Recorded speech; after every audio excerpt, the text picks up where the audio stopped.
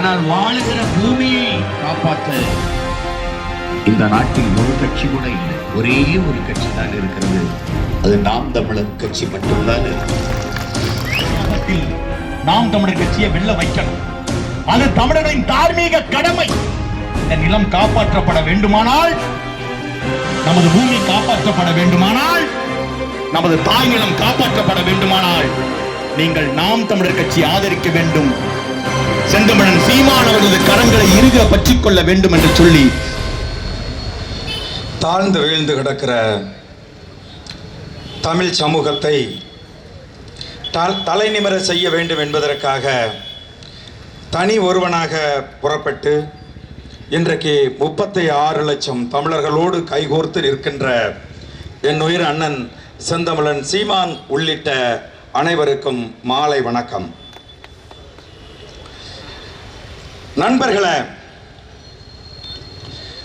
பூமிதான் சாமி என்கிற கருத்தை முன்வைத்து சாமியா, நாம் வாழுகிற பூமியா, வணங்குகிற சாமியா என்று நாம் தமிழர் கட்சி இன்றைக்கு ஒரு விவாதத்தை, ஒரு பேருரையை இன்றைக்கு தொடங்கி இருக்கிறது. அன்பான நண்பர்களே, கடவுள் இல்லை என்று மறுத்தவர்கள், சாமி இல்லை என்று சொன்னவர்கள் தமிழகத்திலே ஆட்சி அதிகாரத்தில் இருந்தவர்கள். எந்த அளவுக்கு முடியுமோ அந்த அளவுக்கு கடவுள் மறுப்பை முன்வைத்து ஆட்சி அதிகாரத்துக்கு வந்தவர்கள் இன்றைக்கு கடவுளை தூக்கி கொண்டு நிற்கிறார்கள். எங்கள் அண்ணன் செந்தமிழன் சீமான் இந்த நிலப்பரப்புக்கு வராமல் இருந்திருந்தார், இந்த நிலப்பரப்பில் ஒரு தமிழ் தேசிய அரசியலை நிறுவுவதற்கு அண்ணன் செந்தமிழன் சீமான் தோன்றாமல் இருந்திருந்தால் இன்னைக்கு இந்த பேச்சுக்கே இடம் இருந்திருக்காது. வாழுகிற சாமியா இல்ல வாழுகிற பூமியா, வணங்குகிற சாமியா என்கிற பேச்சுக்கு இடம் இருந்திருக்காது. சுதந்திரமாக இந்த நிலப்பரப்பு சூறையாடப்பட்டிருக்கும். நீங்க யோசிச்சு பாருங்க, நாம் தமிழர் கட்சி வருவதற்கு முன்பு இந்த தஞ்சை நிலப்பரப்பை, இந்த தஞ்சை தரணியை, டெல்டா மாவட்டங்களை பாலைவனமாக மாற்ற வேண்டும் என்பதற்காக இங்க ஹைட்ரோ கார்பன் எடுப்பதற்கு, மீத்தேன் எடுப்பதற்கு எத்தனை சர்வதேச கம்பெனிகளுக்கு இவர்கள் கையெழுத்து போட்டு கொடுத்திருந்தார்கள். தமிழகத்தில் இருக்கக்கூடிய மலைகளை எல்லாம் வெட்டி வீழ்த்தி விட்டு, மலைகளை எல்லாம் வெட்டி அண்டை மாநிலத்திற்கு கற்களாக கடத்திவிட்டு, ஆற்றிலே கிடக்கிற மணல்களை எல்லாம் அள்ளிவிட்டு, காடுகளை எல்லாம் அழித்து காட்டிலே வாழுகிற பழங்குடியின மக்களை காட்டிலிருந்து விரட்டிவிட்டு, காட்டுக்கு சென்று மேய்கிற மாடுகளை காடுகளுக்கு வரக்கூடாது என்று தடுத்து விட்டு, பழனி மலையில போய் என்ன செய்யறான்? முத்தமிழ் முருகனுக்கு மாநாடு போடுறேன்னு மாநாடு போடுறான். மாநாடு எதுக்கு போடுற? அண்ணன் செந்தமிழன் சீமான் வேலை தூக்கின போது எத்தனை கேலி, எத்தனை கிண்டல், எவ்வளவு நக்கல் பண்ண. இன்னைக்கு எதுக்கு மாநாடு போடுற? அந்த மாநாட்டை போட்டு, மாநாட்டுக்கு பேர் முத்தமிழ் முருகன், முத்தமிழ் முருகனுக்கு மாநாடு போட்டு தமிழ் மொழியில் தான் முருகனுக்கு அர்ச்சனை செய்ய வேண்டும் என்கிற கோரிக்கையை நீ நிறைவேற்றினியா? குறைஞ்சபட்சம் கோரிக்கையாவது வச்சியா? நான் கேட்கிறேன். முத்தமிழ் முருகனுக்கு மாநாடு போட்டு அனைத்து சமூகத்தினரும் அர்ச்சனை செய்யலாம் என்கிற ஒரு கோரிக்கையை நீ முன்வைத்து நிறைவேற்றினியா? இல்ல. முருகனை பத்தி உனக்கு என்ன தெரியும்? முருகனை பத்தி என்ன தெரியும்? எதுக்கு இந்த பூமியை அழித்து ஒழித்து விட்டு மனிதர் வாழ்வதற்கு தகுதியற்ற பூமியாக இந்த நிலப்பரப்பை மாற்றிவிட்டு சாமி எதுக்கு போய் கும்பிடுற? உனக்கு என்ன தெரியும் முருகனுக்கு? முருகனை பத்தி நான் கேட்கிறேன். எங்கள் அண்ணன் செந்தமிழன் சீமான் முருகனை கடவுள், நமது கடவுள் அல்ல, அவன் நமது முப்பாட்டன், நமது நடுகள் வழக்கம் என்று கொண்டு வந்து நிறுத்தாவிட்டால் முருகனை பத்தி நீ அக்கறைப்படுவியா? எத்தனை நூற்றாண்டு முருகனை மறைச்சு வச்சீங்க? சரி, முருகனை முன்வைத்து எவ்வளவு கட்டுக்கதைகள் கட்டப்பட்டிருக்கு. ஆரியம் முருகனை அபகரித்து எவ்வளவு கட்டுக்கதைகளை கட்டி விட்டிருக்கா. அந்த கட்டுக்கதைகளில் இருந்து முருகனை காப்பாற்றுவதற்கு ஏதேனும் ஒரு கோரிக்கையை முன் வச்சியா? நான் கேட்கிறேன். முருகனை பத்தி உனக்கு என்ன தெரியும்? முருகன் தோல்ல ஒரு காவடி வச்சிருக்கானே ஜெய்சில இப்ப வச்சிருக்காங்க. அது என்னன்னு தெரியுமா? காவு தடி.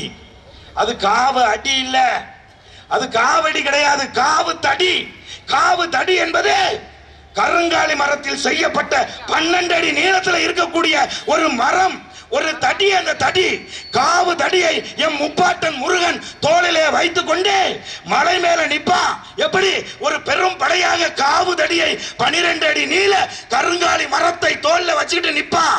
கீழே பாப்பான். பகைவன் வருகிற போது மலையில் இருந்து அடவு கட்டி இறங்கி வருவான். எவன் எங்க சுத்தி வர்றான், எவன் மண்டையில அடிக்கிறான்னு தெரியாது. அந்த 12 அடி காவு தடி அடிச்சு எதிரிகளை சிதறடிக்கும். அப்படியான ஒரு மாபெரும் போர் வீரன் எங்களுடைய முருகன், முப்பாட்டம் முருகன். தெரியுமாடா உனக்கு? தெரியுமா? பூமியை சாகடிச்சிட்டு இந்த மண்ணின் வளங்களை எல்லாம் கொன்று குவித்து விட்டு போய் நாடகம் ஆடுறீங்களா நீங்க? முருகன் நாடகம் ஆடுறீங்களா? நான் சொல்றேன், எங்க அண்ணனுக்கு நான் சொல்றேன். புர்கினோ பசோ அப்படின்னு ஒரு சவுத் ஆப்பிரிக்கன் கண்ட்ரி. அந்த கண்ட்ரியில 31 வயசுல ஒருத்தன் வந்தான். தாமஸ் சங்காரா அப்படின்னு ஒருத்தன் வந்தான். பிரான்ஸோட ஆதிக்கத்தில் இருந்துச்சு. ரொம்ப நாளைக்கு முன்னாடியே இல்ல, நம்ம காலத்துல வந்தான் தாமஸ் சங்காரா.